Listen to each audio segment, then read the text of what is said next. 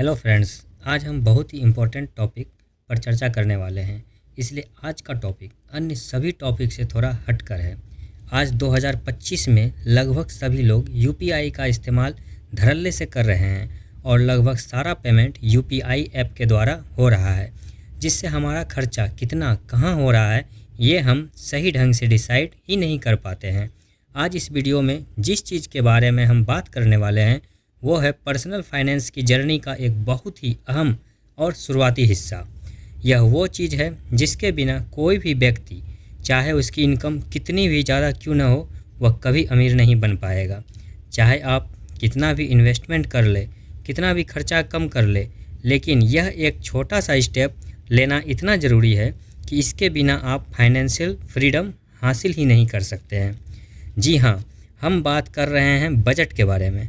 Budget शब्द जितना आसान लगता है, इसे बनाना उससे भी आसान है, लेकिन फिर भी लोग शायद इसे कंटिन्यूसली नहीं बना पाते हैं। लेकिन जो इस हैबिट को रेगुलर अपने लाइफ में उतार लेता है, वो फाइनेंशियली फ्रीडम बहुत ही जल्द हो सकता है। आज इसे हम एक कहानी के माध्यम से समझेंगे कि फाइनेंशियल फ्रीडम या जल्दी फाइनेंशियली रिटायर होने के लिए बजट इतना महत्वपूर्ण क्यों है। एक कॉरपोरेट कंपनी में रमन और अर्नब नाम के दो एम्प्लॉय थे, जिसमें अर्नब की उम्र लगभग 25 साल और वहीं रमन की उम्र लगभग 35 साल की थी।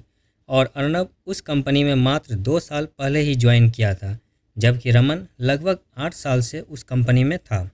लेकिन आने वाले अगले 10 साल में जहां रमन फाइनेंशियली उसी पोजीशन में था और वहीं अर्नब फाइनेंशियली रमन की अपेक्षा काफ़ी स्ट्रॉन्ग हो गया था।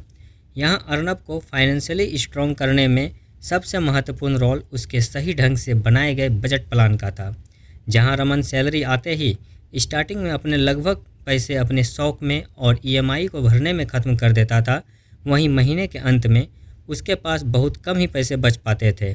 जबकि वहीं अर्नब सैलरी आने के बाद सबसे पहले स्टार्टिंग में ही अपना महीने का बजट तैयार कर लेता था कि कितना पैसा ज़रूरी सामान पर, कितना अपने शौक पर खर्च करना है और हर महीने की सैलरी का कितना हिस्सा बचत या इन्वेस्टमेंट में रखना है।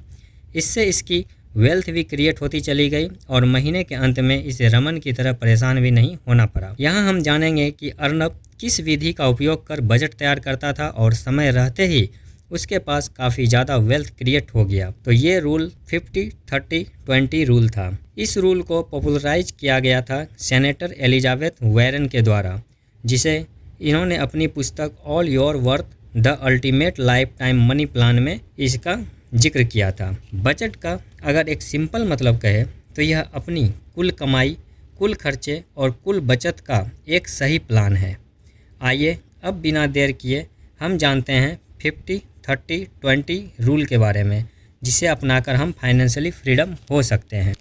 इस रूल के मुताबिक आपकी पूरी इनकम को 3 हिस्सों में बांटा जाता है। पहला 50%, दूसरा 30% और लास्ट में 20%। पहला 50% ज़रूरी खर्चों के लिए, जिसमें आपका घर का किराया, राशन, बिजली बिल, ट्रांसपोर्ट बिल और भी ज़रूरी चीज़ें आती है।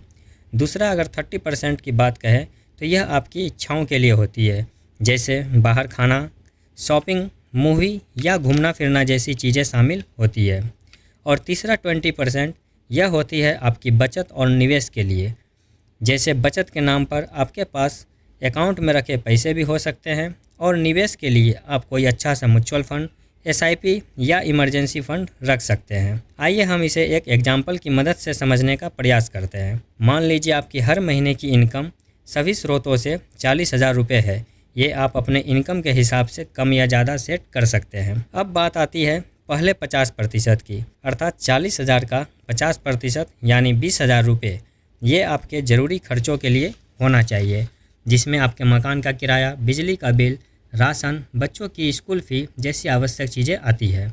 दूसरा है 30%, अर्थात 40,000 का 30% 12,000 रुपये आपकी पसंद की चीज़ों में, जिसमें शॉपिंग, मूवी, बाहर खाना, सब्सक्रिप्शन आदि आते हैं, ये शामिल होनी चाहिए।